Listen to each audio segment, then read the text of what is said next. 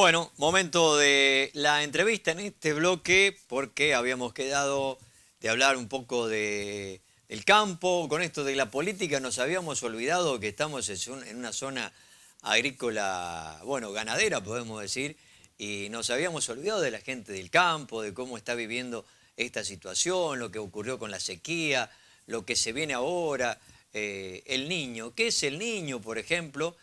Bueno, hemos invitado al ingeniero Cristian Rachetti, para, como siempre, muy gentil de llegarte hasta acá. Cristian, Muchas gracias, Luis. ya hace bastante que no venís a darnos un poco de la actualidad, de cómo está el campo, de aquella época de que la sequía arrasaba con todo, ¿no? Exactamente, sí. Bueno, ¿y cómo estamos hoy? Bueno, la verdad que hoy, mira, estaba haciendo un poco de memoria y sí, efectivamente, hace cerca de 4 meses más o menos que no nos veíamos por acá en el estudio. La verdad que hoy la perspectiva es bastante distinta. Los ánimos han cambiado mucho con esta última precipitación de la semana pasada, estos 3 días que hubo de precipitaciones, así que creo que eso ya abre la puerta a un panorama climático nuevo y una nueva expectativa de cara a la campaña que viene y la que estamos transcurriendo ya con el trigo. Ya te voy a preguntar esto del niño y la niña, pero ¿ya se terminó de sembrar el trigo? ¿Se sigue sembrando? Bueno, en realidad se sigue sembrando, sí, en esta zona, porque esta lluvia básicamente lo que hizo fue, a ver, había gente que había apostado por hacer trigo, porque con las últimas, que no fueron grandes precipitaciones que hubo a la salida del verano, algunos perfiles quedaron con cierta reserva de humedad, así que bueno, hubo gente que apostó por sembrar trigo en las fechas comunes, hablando siempre de mayo, de abril, mayo y junio. Eh, y bueno, esta precipitación, en primer lugar, lo que hizo fue darle una mano a toda esa gente que apostó por las fechas de siembra tradicionales, tempranas. Acá es una zona donde se siembran muchos trigos de ciclo largo, que son los que se siembran primero. Y bueno, conforme fue pasando esa fecha, las máquinas se guardaron en el galpón, la gente empezó en su gran mayoría ya a pensar en la campaña próxima. Y bueno, con esta precipitación hizo que muchos productores por ahí apostaran alguna ficha más al cultivo de trigo, algunos que ya habían sembrado trigo, otros que no lo habían hecho. Así que, bueno, hubo que ajustar algunas cosas, buscar ciclos de trigo más cortos, ¿sí? Porque ya estamos casi fuera de la fecha de siembra para lo que es nuestra zona. Así que bueno, con esta precipitación impulsó a muchos productores que se habían quedado en la duda de si hacer o no hacer, y bueno, los llevó a sembrar trigo. Así que bueno, bienvenido sea. Se va a sembrar o se sembró mucho más que el año anterior, ¿no? Mira, la verdad que las cifras oficiales no las tengo. A priori te diría que en la zona se sembró menos que el año ¿Ah, anterior. sí? A priori te diría, si bien no tengo datos oficiales, que se sembró menos que el año anterior. Yo creo que el año anterior todavía hubo gente que apostó por hacer algo de trigo. Y ya esta campaña, después de lo que fue realmente el azote que sufrió el campo en el verano con la seca extrema, mucha gente directamente prefirió volcarse a cultivos estivales, a soja o a maíz.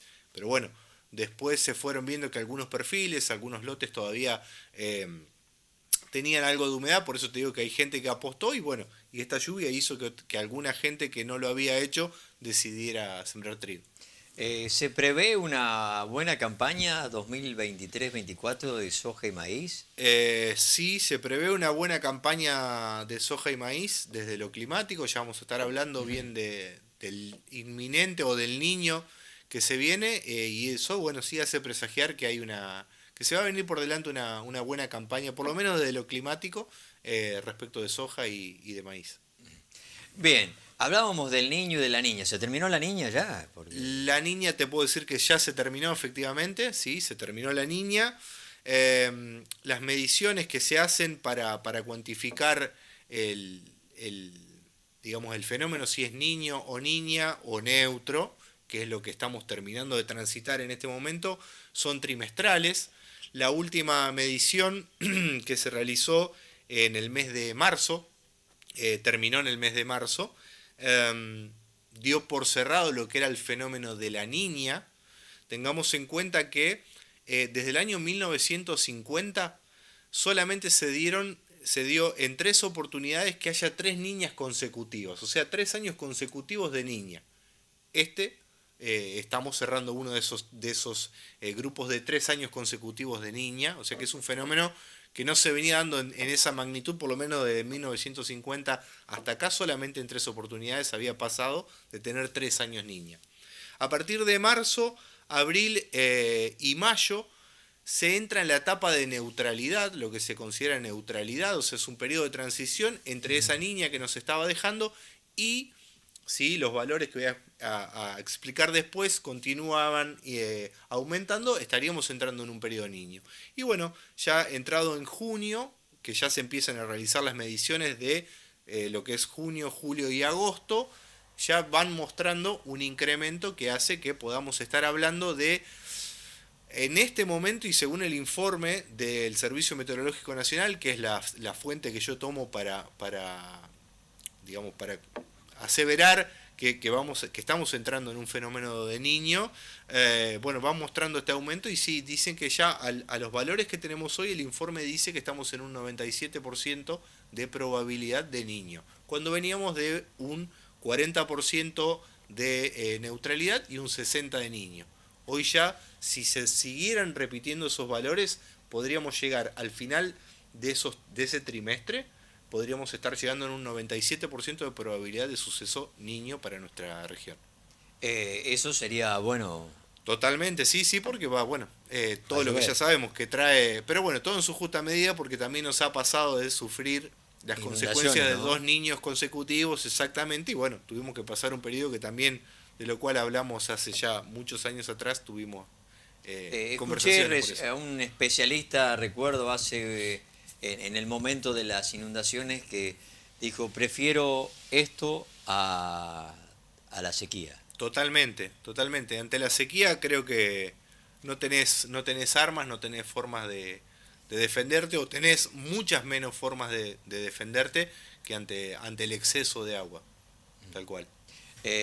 También leí por ahí que esto del niño puede traer, justo en el crecimiento del trigo, muchos problemas con los hongos, ¿no? Hay que tener mucho cuidado. Bueno, ustedes son los que van a decirle a los productores lo que tienen que hacer, ¿no? Exactamente, sí. Bueno, la mayoría de los hongos, dentro de un triángulo de enfermedad que se llama en fitopatología, uno de los factores es el ambiental, o sea, se necesita que haya condiciones predisponentes. Cada hongo tiene sus condiciones de temperatura y de humedad que hacen que ese hongo fructifique y pase a ser un problema, pero en general la mayoría de los hongos, y para nuestros cultivos, en este caso para el trigo, se desarrollan con alta condición de humedad. Así que bueno, sí, efectivamente, si hay humedad, es muy probable que la carga fúngica en los cultivos sea mucho más alta, que no es un problema porque hoy, bueno, de la mano de agroquímicos, de fungicidas, podemos estar mitigando ese efecto, podemos controlarlo, incluso la genética misma ha creado variedades que son susceptibles o moderadamente susceptibles a determinadas problemáticas, con lo cual no sería un problema en este caso. Y a la vez, como va a crecer el sembrado, la soja, el maíz, va a crecer la maleza también, ¿no? Exactamente, tal cual. El agua hace que crezca todo, así que Claro. bueno, también va a ser un desafío para los técnicos, para los productores, el control de malezas.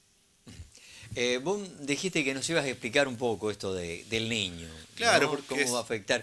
Recién hablábamos de lo que es el cambio climático y de los calores extremos que está anunciando la Organización de las Naciones Unidas a través de lo que se está previniendo, sí va a haber calores extremos en el sector norte en este momento, ¿no?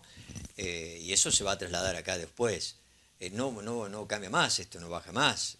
A ver, los registros, lo que vos decís, que casualmente hoy se cumplió de haber sido el día más caluroso, pues eso se mide a nivel global, se toman Claro. las temperaturas máximas a nivel global, se hace un promedio. Bueno, hoy fue uno de los días más calientes de la historia desde que hay registros y hay mediciones de esto.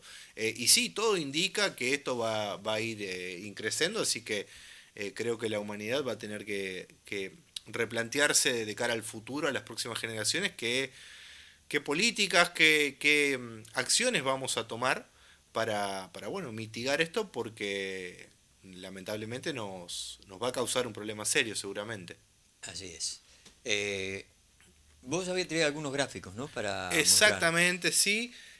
No sé si tenés el gráfico uno, por favor, para explicar un poco cómo se llega a esto del niño y la niña. Primero, bueno, citar que la fuente que yo utilizo en este caso es el informe que hace, que lo puede ver cualquier persona en la página del Servicio Meteorológico Nacional.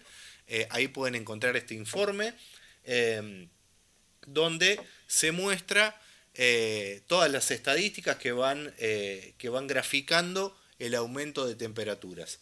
¿Para qué y qué se toma para decir que un año es niño, niña o neutro? En esta latitud, lo que se toma, y como se ve ahí en el gráfico, se toma una franja del Océano Pacífico Ecuatorial para tener una referencia. Estamos hablando desde el norte de Perú, pasando por toda la costa de Ecuador y el sur de Colombia, ahí donde se ve en el gráfico que dice Niño 1 y 2, bueno, ahí abarca también las Islas Galápagos. Ese es el sector Niño 1 y 2 de toma de muestras. Después entramos al siguiente, que es el Niño 3, y después tenemos una zona de transición que se llama Niño 3 y 4, y después, por último, y más yendo hacia el oeste, hacia el norte de Oceanía, tenemos el Niño 4. Lo que se hace en esa franja, básicamente, se toman dos cosas. Se realizan mediciones de la temperatura de las masas de agua, ¿sí? Y se mide la intensidad y la dirección de los vientos alisios. La gente entendida en esto, con esas dos variables lo que hace es pronosticar si el año va a ser niño, niña o neutro, en función de una serie de parámetros que van tomando, pero siempre tomando como base la temperatura de la masa oceánica en esa franja de globo terráqueo y la intensidad y la dirección de los vientos alisios. Y si tenés el otro gráfico, que está a la izquierda de ese, ahí va, esa es la medición que se realizó en junio. Yo te dije que las mediciones se toman Cada 3 meses, ¿no? cada 3 meses exactamente. Bueno, esa es la medición que se realizó en junio, y tenemos, por ejemplo, en el cuartil Niño 1 y 2, que es el que está más al este, como les dije, que abarca la zona, el litoral costero de Ecuador, Colombia y parte de Perú e Islas Galápagos.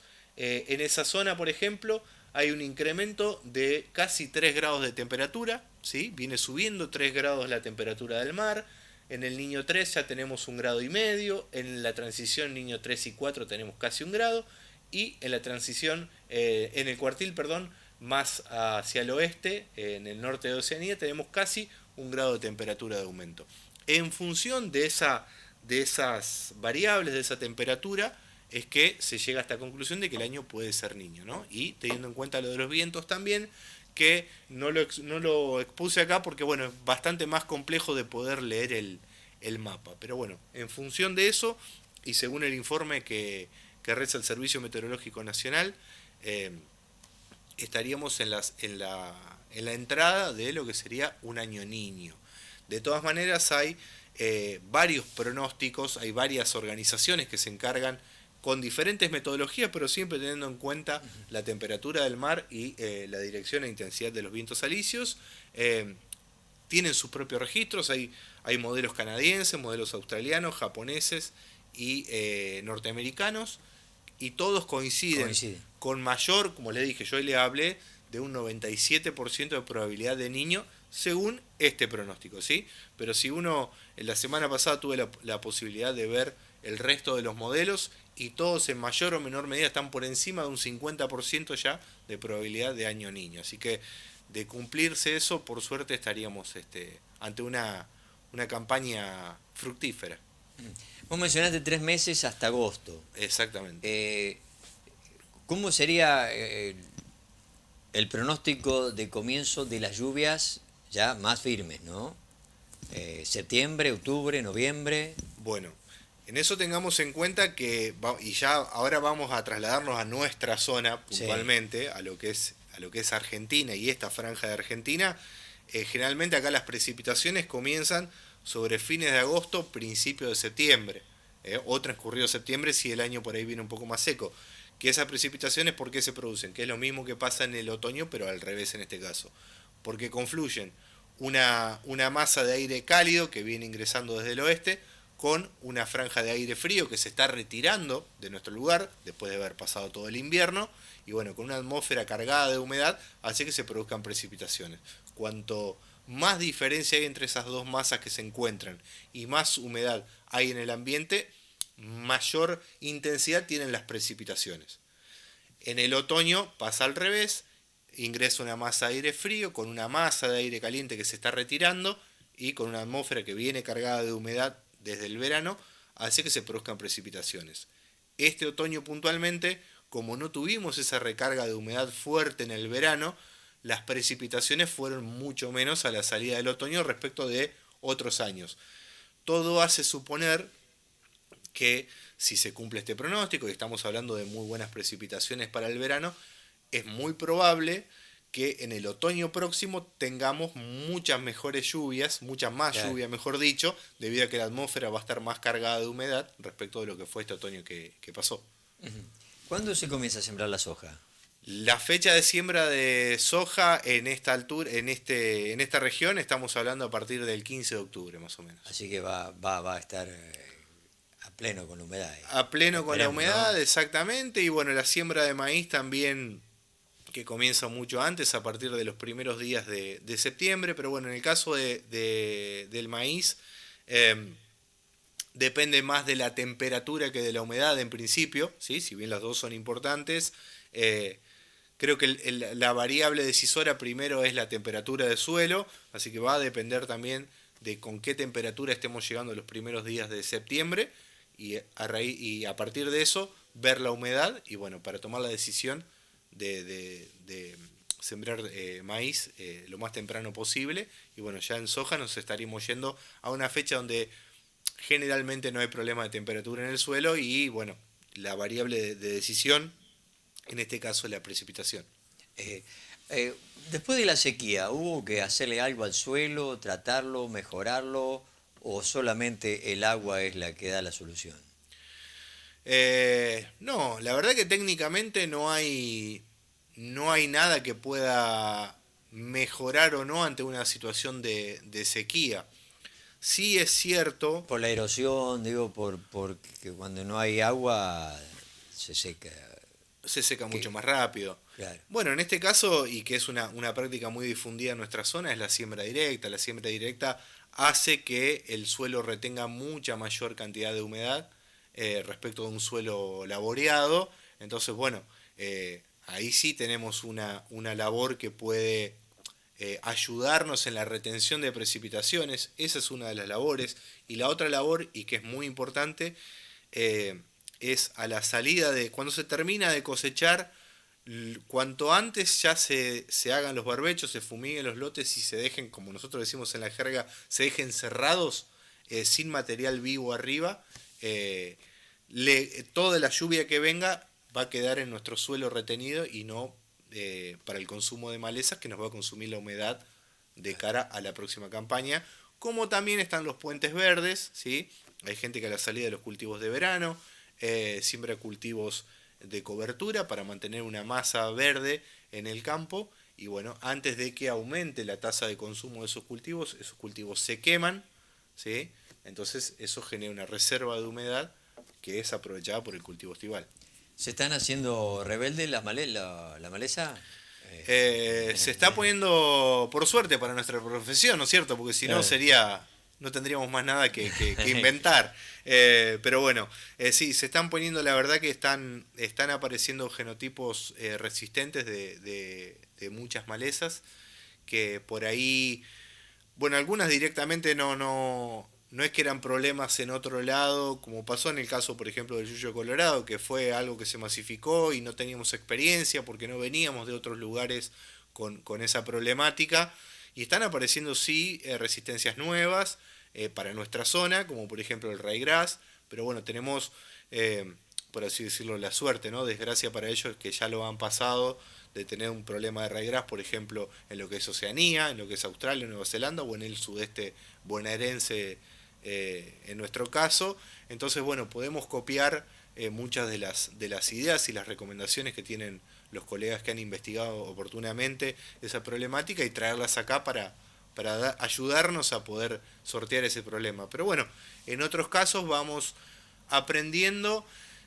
También tenemos otra realidad, y es que la industria agroquímica está bastante estancada, no se están produciendo nuevas moléculas, sale muy caro desarrollar una molécula nueva, por eso es que no se está desarrollando mucho. Entonces, lo que estamos haciendo es reciclando productos que se usaban hace 25 o 30 años y empezar a combinarlo con otros productos, algunos actuales, otros que también quedaron en desuso, y bueno, a prueba y error se van encontrando las salidas para solucionar este problema. Por lo que noto, buen ánimo para lo que va a ser este año. Sí, y la entrada del 24. Sí, hay buen ánimo. Creo que estas precipitaciones de ahora, algo que puede llegar a venir la semana próxima si los pronósticos no cambian, porque Para el miércoles da, ¿no? Dan algo para el miércoles y jueves, y hay un pronóstico que da algo para el lunes, pero si miento por boca de otro, es un pronóstico. Tengamos en cuenta también que se están anunciando temperaturas arriba de 20 grados para el domingo, cuando hoy a la mañana tuvimos temperaturas en cero, sí, y por debajo del cero. Así que ese clima un poco cambiante también genera una inestabilidad muy grande en la atmósfera, que si tenemos humedad puede llegar a traer una precipitación. Y bueno, esto ya creo que va cambiando el ánimo de cara a lo que viene. Y bueno, nos queda también la esperanza de aferrarnos a este pronóstico que hablábamos recién, de una alta probabilidad de un año niño. Así que bueno, creo que eso es una suma de factores que hacen que la gente se entusiasme, ¿no? Después hay un montón de cosas que tienen que ver con precios y bueno, cuestiones políticas que van a ayudar o no a que el productor invierta más o invierta menos en el cultivo, pero bueno, si algo un año en la época de siembra de elecciones, en ¿no? Un año electoral, exactamente. Tengamos en cuenta que prácticamente se van a estar sembrando los cultivos sobre la elección, o mucho del grueso de los cultivos se van a estar sembrando sobre la elección primaria, algunos se van a estar sembrando antes, así que va a ser también una apuesta. Pero bueno, yo creo que el productor argentino, independientemente de todo eso, tiene algo que lo hace único. Y es que siempre va para adelante. Se podrá invertir más, se podrá invertir menos en cuanto a tecnología, a genética, pero siempre pensando en ir para adelante y en sembrar y en superarse en cuanto a lo que rinde campaña tras campaña. Muy bien, Cristian, siempre con Tecnosur. Exactamente, sí. Mandamos un saludo a la gente de Tecnosur, a Sonia. Bueno, muchas gracias. Así que siempre apoyándonos y dándonos la actualidad del campo. Bueno, te faltó un saludo, porque dijiste Sonia, pero te faltó una persona de Tecnosur, una morocha. Una morocha, sí. Marianela. Pues después se va a enojar. No, bueno, está bien. Pero que además nos está mirando ahora. Saludo a Marianela. No, ¿cómo me voy a olvidar? Nos está mirando. Me pregunta a qué hora llego a comer, me está preguntando. Bueno, ya a las 20:20. 21 y 20. Perfecto. 21 acá el control dice que vamos todos. Vamos todos a comer. No sé qué habrá. No sé qué habrá. Es sorpresa. Bueno, algo al horno, no. Es sorpresa. Bueno.